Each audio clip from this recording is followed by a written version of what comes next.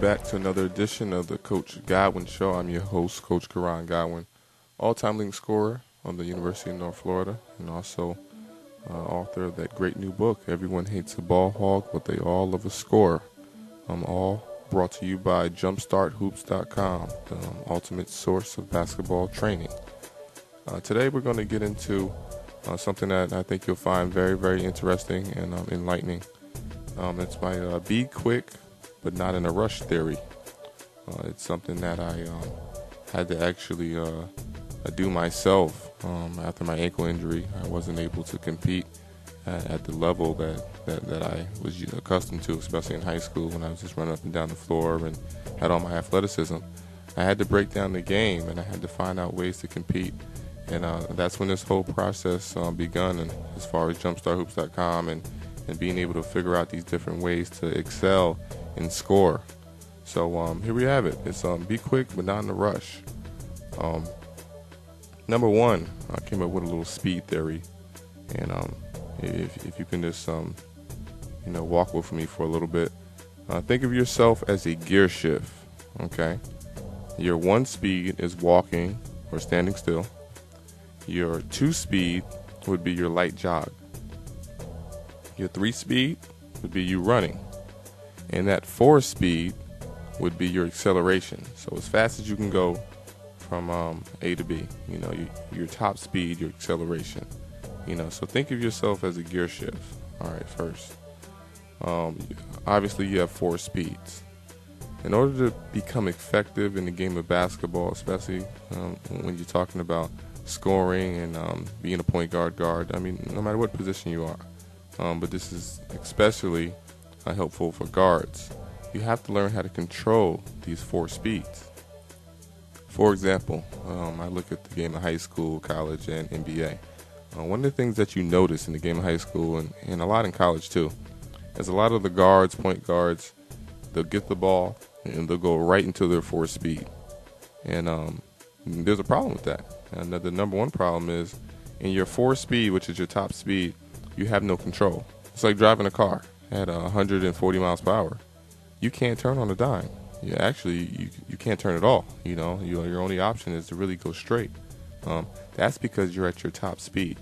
So in high school and college, I know a lot of kids don't know, but sometimes it kills me to see a kid get the ball, outlet rebound, and he just runs full speed down the court, only to end up out of control and usually end up with a charge.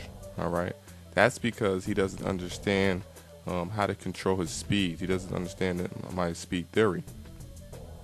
See, if you ever watch Michael Jordan or Kobe, or you go to the professional level, you start to see a different game. The NBA game is so different because it's based off efficiency.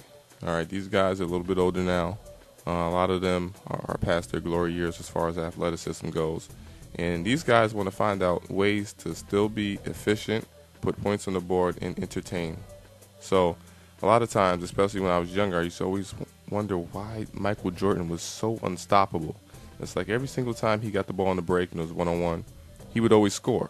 And he'd either end up with a dunk or a nice move in a layup. Well, one thing I realized, after, I thought about it and came up with this speed theory. See, Michael Jordan never really used his 4 speed, all right? Even Kobe Bryant. I'll use Kobe Bryant, for example, or even LeBron, all right? When these guys are coming down the court, they're not using their 4 speed. They're actually in that 2, which is the light jog, or they're in that 3, which they're actually running, okay? The reason why is because whenever you're in the open court, you're coming down court, you need that 4 speed to change direction or for that explosive move to the basket. And that's why Michael Jordan was so unstoppable. It's because he knew when to use his 4 speed.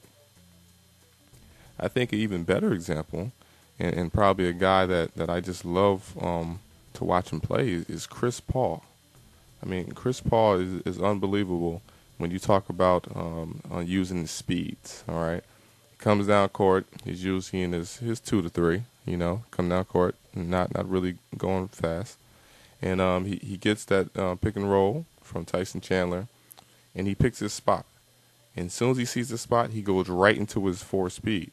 And what Chris Paul does that I love is that he knows how to use his 1 to 4.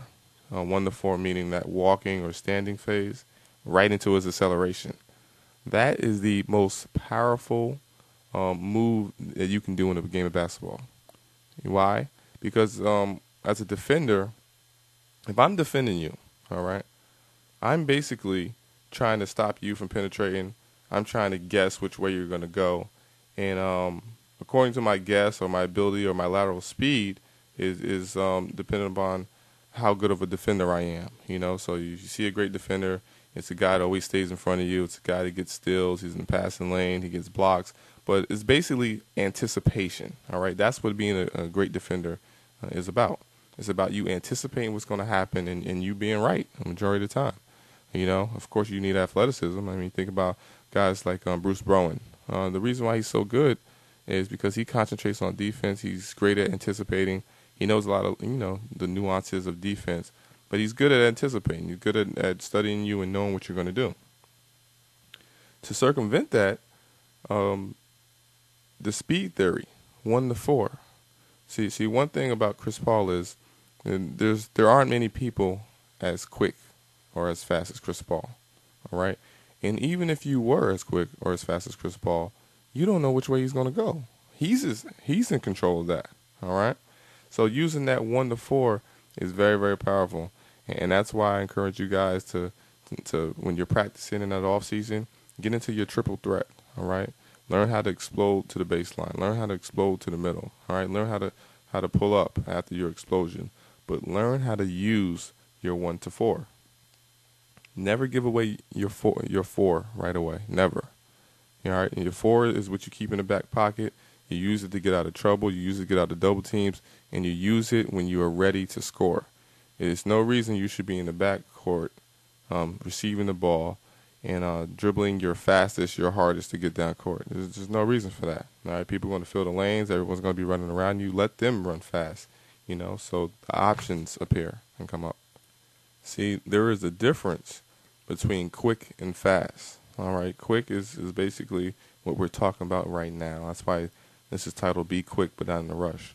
Quick is your 1 to 4. It's that light jog into your acceleration. Quick is how fast you can accelerate.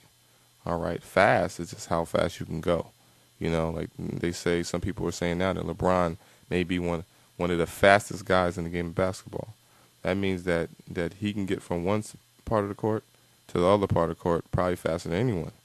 Now, the quickest guy would be a guy like Devin Harris, who, he can go from the free throw line to the basket just like that. All right, that's quick, and that's using your 1 to 4. All right, so I want to encourage you guys when you're out there playing next time to envision this in your mind. Envision your body as that gear shift. The number 1 speed is walking or standing still.